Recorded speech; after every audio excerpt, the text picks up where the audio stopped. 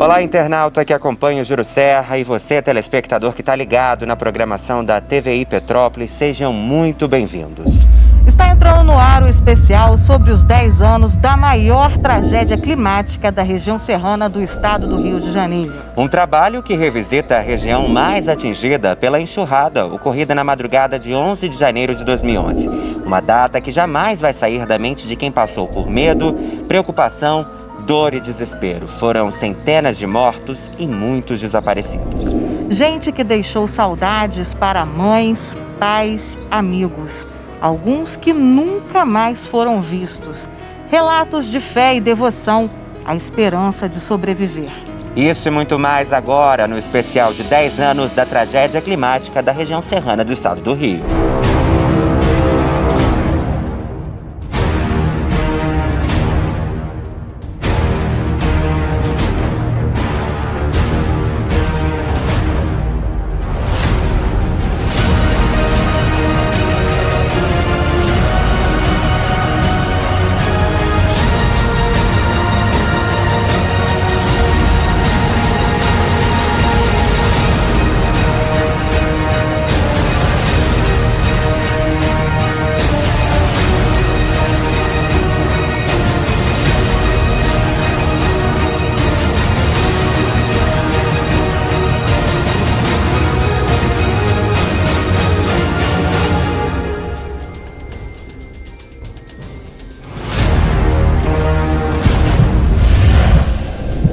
De janeiro de 2011.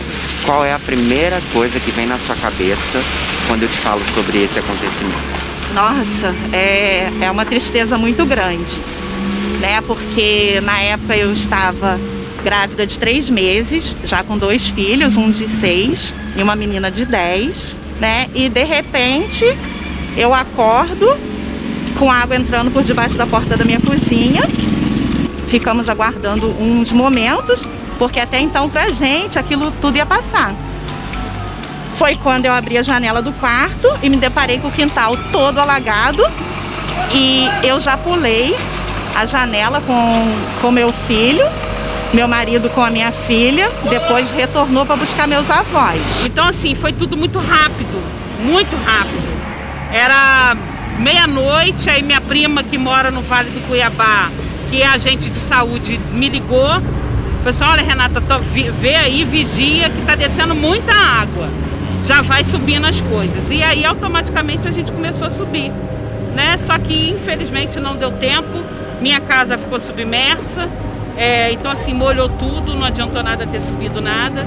E eu lembro que como a gente já havia passado pela tragédia de 2008, na época a gente tinha um trabalho, né, até os voluntários da Defesa Civil, e a gente já tinha uma bolsa arrumada dos documentos. Eu lembro que era uma bolsa verde, grande, onde tinha pasta ali com todos os documentos. Eu subi para casa da minha prima com aquela documentação, que em 2008 a gente já havia perdido. E foi assim, foi tudo muito rápido, muito rápido.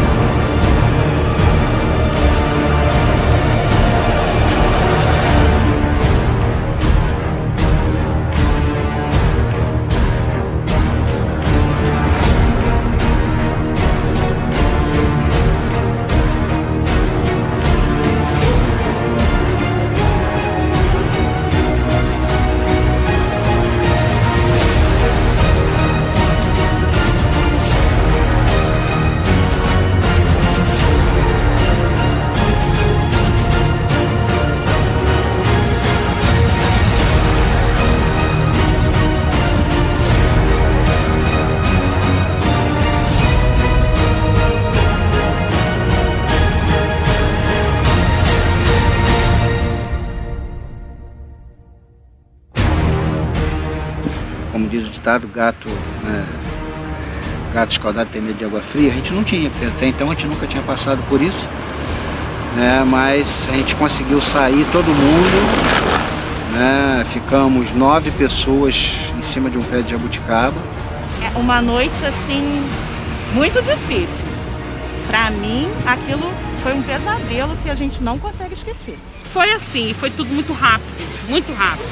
E a gente ficou numa laje, que na época meus primos estavam fazendo uma garagem, e subiu o móvel da minha tia, subiu um sofá e a gente ficou ali a madrugada inteira, que aí acabou a luz, aí não tinha internet e a gente não conseguiu falar com ninguém, a gente ficou ali até o dia clarear e a água só baixou mesmo por volta de umas 7 horas da manhã, 7h30 que começou a baixar um pouco. No dia seguinte, por volta de 6h30, 6 horas da manhã, eu cheguei no pátio e eram inúmeros bombeiros voluntários, bombeiros que estavam nas suas casas, que estavam no seu lar descansando, viram a gravidade da ocorrência, pegaram seus equipamentos e foram para o quartel central para se deslocarem aqui para a região serrana para prestar um socorro e o atendimento às vítimas. Aqui nessa localidade, que fica em Itaipava, a primeira repórter a chegar foi a nossa jornalista Flávia Rocha. E a gente vai detalhar um pouco do que ela viu e do que ela sentiu. Flávia, quando pisou no Vale do Cuiabá, qual foi a sensação? Medo. Eu fiquei com muito medo, porque era muita lama. Vocês não têm noção, a lama era tanta, porque para a gente conseguir chegar, primeiro passou o trator, para poder limpar minimamente a área. E no que o trator passou, eram montanhas. Gente, vocês não têm noção, era mais de 3 metros de altura de lama. Eu tive a infelicidade de ver muitos corpos de pessoas, né? Inclusive, na época eu ainda amamentava, e eu vi o corpinho de uma criança. Eu nunca vou me esquecer disso. Quando eu cheguei na redação, eu lembro que eu sentei no chão e só chorava. Eu não conseguia escrever, eu não conseguia produzir, eu não conseguia... E as pessoas, o que aconteceu, o que aconteceu? Porque eu contando para você aí de casa, uma década depois, eu ainda não consigo de verdade transmitir o sentimento que eu tive naquele dia. Aquele cheiro de morte, sabe? Aquela sensação, aquele silêncio sepulcral, a gente só ouvia muito ao longe um ou outro trator, porque não tinha como chegar em toda a minha vida. Eu nunca vou esquecer, não tem como. Muitas pessoas, né, muitas famílias se foram. Famílias inteiras simplesmente desapareceram, né? E essas famílias que, inclusive, se estipula que, de fato, o número de mortes seja infinitamente maior, de acordo com o próprio dado do CDDH aqui de Petrópolis, porque os relógios que indicavam casas sumiram também, né? Então tinha muitas... Você não tem como você mensurar quantas famílias tem, quantas pessoas tem em cada relógio de luz, né, da rede elétrica. É surreal. Parecia que eu estava realmente num filme. Eu queria só acordar.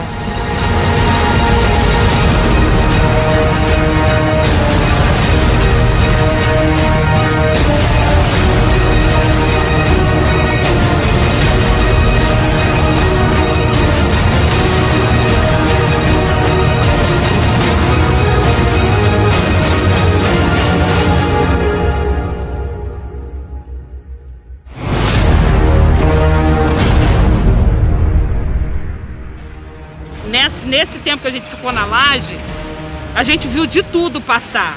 Vimos animais, vimos pessoas, vimos uma casa inteira passando, vimos uma piscina enorme.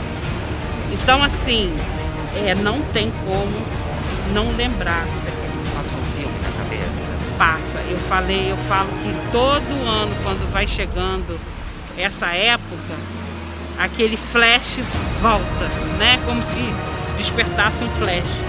Até porque a gente lembra, né? Porque tem muitas famílias ainda que até hoje, né, não encontraram o corpo dos seus familiares que morreram na tragédia. Então, assim, não tem como não passar um pouco. Do lado da minha casa, eu perdi uma vizinha com um neto, né? E nessa vila onde eu morava, foram 6 vítimas fatais. Tudo assim que a gente cresceu junto, né? Fomos criados todos juntos. É muito, muito triste lembrar aquela noite.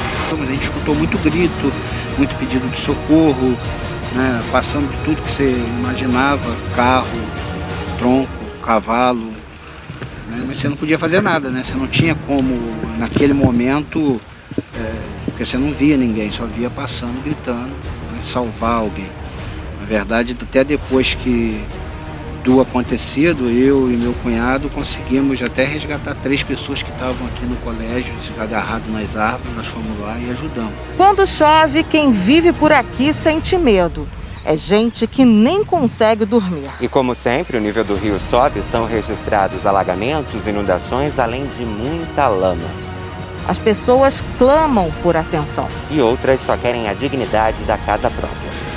E assim, o descaso foi muito grande. Já passaram 2 governadores, 2 prefeitos, 3 prefeitos, foram 3 prefeitos, 2 governadores e 2 presidentes. E 2 ministros, então, entre ministro das cidades e a ministro do Desenvolvimento Regional, já devem ter passado aí uns 5. Então a gente vem de cima para baixo, o descaso vem do governo federal, do governo do estado e do município. Porque não adianta agora falar, foi o prefeito anterior. Não foi, ali foi um descaso total. Nesse tempo que a gente ficou na laje, a gente viu de tudo passar. Vimos animais, vimos pessoas, vimos uma casa inteira passando, vimos uma piscina enorme. Então, assim, não tem como não lembrar daquele... Passa um filme na cabeça? Passa. Eu falo que todo ano, quando vai chegando essa época, aquele flash volta, né? Como se despertasse um flash. Até porque a gente lembra, né? Porque tem muitas famílias ainda que até hoje, né, não encontraram o corpo dos seus familiares que morreram na tragédia. Então, assim, não tem como não passar um filme. Do lado da minha casa, eu perdi uma vizinha com um neto, né? E nessa vila onde eu morava, foram 6 vítimas fatais. Tudo assim que a gente cresceu junto, né? Fomos criados todos juntos. É muito, muito triste lembrar aquela noite. A gente escutou muito grito, muito pedido de socorro, né? Passando de tudo que você imaginava, carro, tronco, cavalo, né? Mas você não podia fazer nada, né? Você não tinha como, naquele momento, porque você não via ninguém, só via passando, gritando, né? Salvar alguém. Na verdade, até depois do acontecido, eu e meu cunhado conseguimos até resgatar 3 pessoas que estavam aqui no colégio, agarrados nas árvores. Nós fomos lá e ajudamos.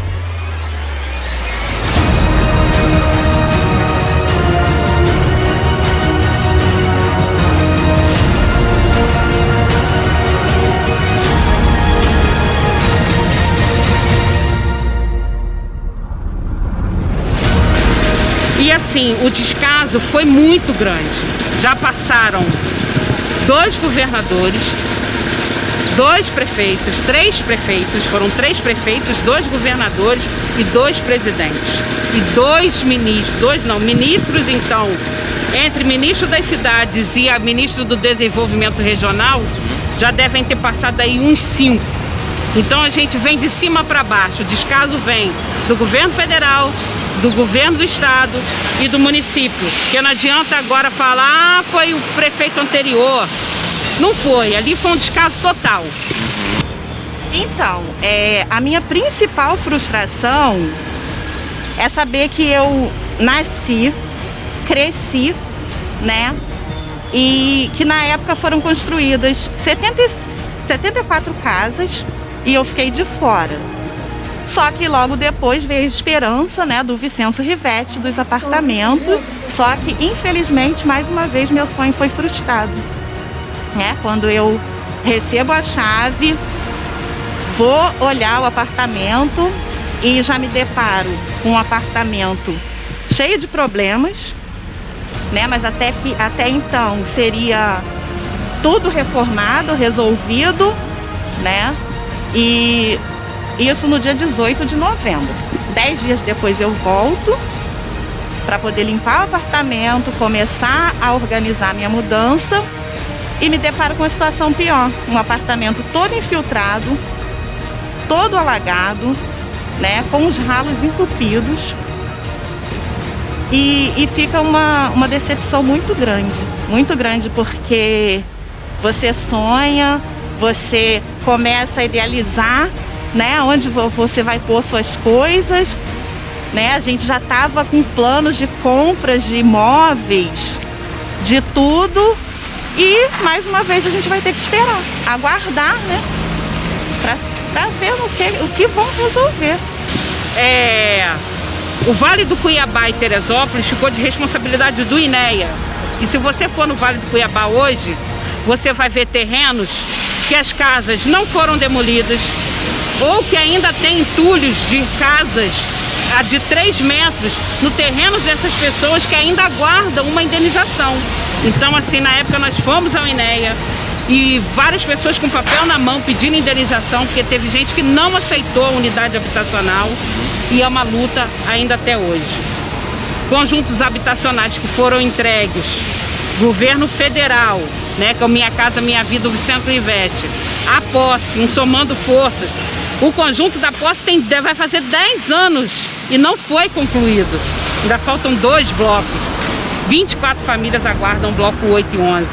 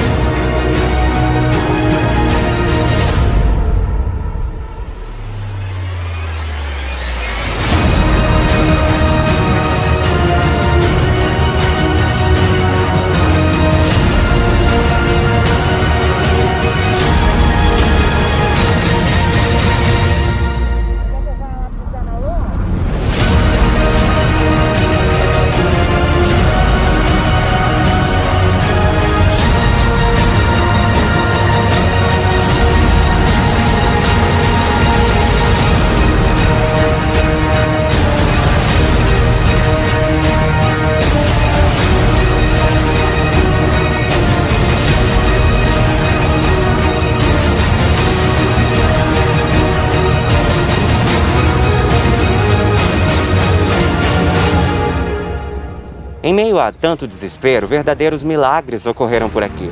A história de uma santa levou o Vale do Cuiabá para o mundo, que inclusive virou um documentário no Discovery Channel. A imagem fica nesse complexo educacional da localidade e foi atingida por chuva e lama.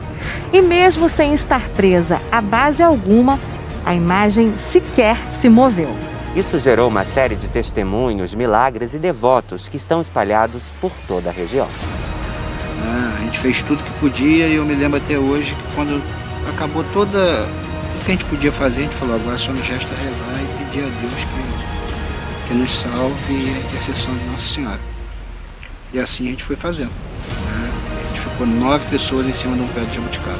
Quanto tempo vocês ficaram nessa situação? De 2h30 às 6h30 da manhã. Nós tivemos, não sei se dizer o privilégio, o que foi, mas a bênção de Deus, né, e a intercessão de Nossa Senhora de não ter perdido exatamente ninguém próximo da família. Né? Estava lá eu, minha esposa, minhas 2 filhas, na época a menor tinha 4 anos, eu saí com ela no colo, né, com água no peito, meu sogro, minha sogra, minha concunhada e meus 2 cunhados. Então eu lembro assim de uma frase que meu sogro falou, que a gente perdeu muita coisa, material, mas ele falou assim, graças a Deus, né, a gente não perdeu ninguém. Eu não sei o que seria se a gente tivesse perdido alguém. 10 anos depois, alguns problemas se repetem. E os moradores da localidade cobram por atenção por parte do poder público.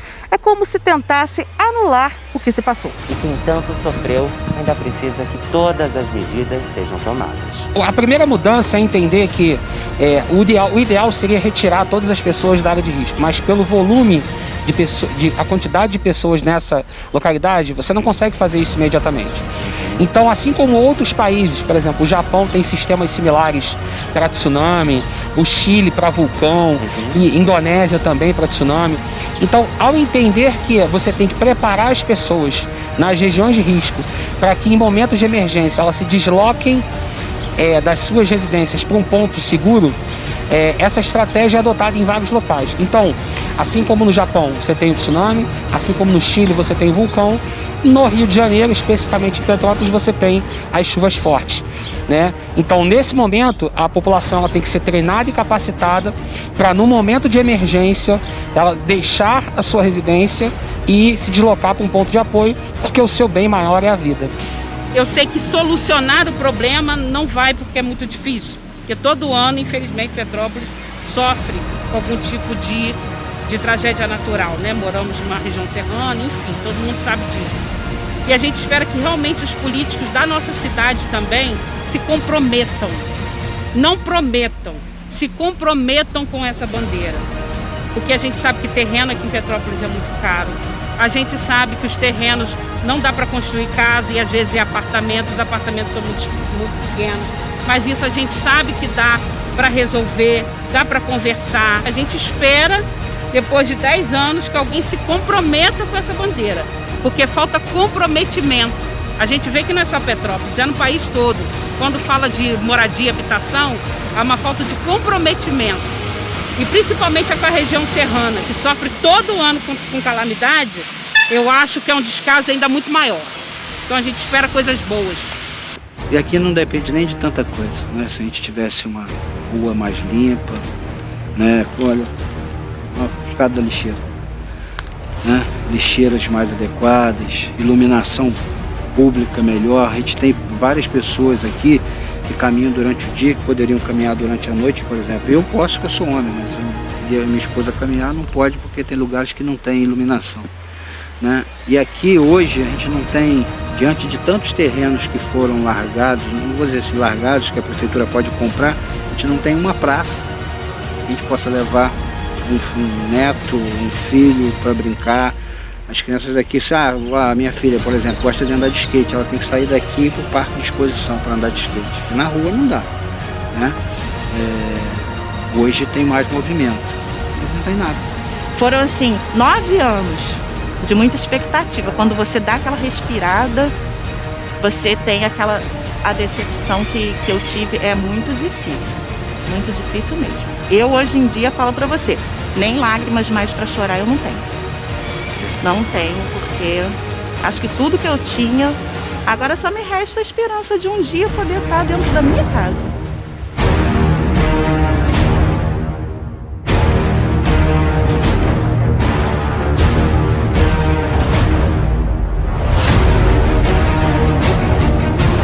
E o que a gente espera é que depois de 10 anos, as famílias tenham o que precisam: conforto, segurança e o sonho da casa própria para quem ainda não recebeu. Nesta semana, o governador em exercício, Cláudio Castro, visitou as principais cidades atingidas pela tragédia e articula junto aos municípios estratégias para atender as famílias. Foi declarado luto oficial de 3 dias em todo o estado. E a base do governo foi transferida para as cidades de Petrópolis, Teresópolis e Nova Friburgo. O que a gente espera é que algumas respostas para as perguntas dos personagens exibidos aqui sejam concedidas. O especial de 10 anos da maior tragédia climática da região serrana do estado do Rio de Janeiro fica por aqui, agradecendo a sua companhia. A nossa expectativa é que nas próximas visitas ao Vale do Cuiabá tenhamos melhores notícias para reportar. Até a próxima e boa semana.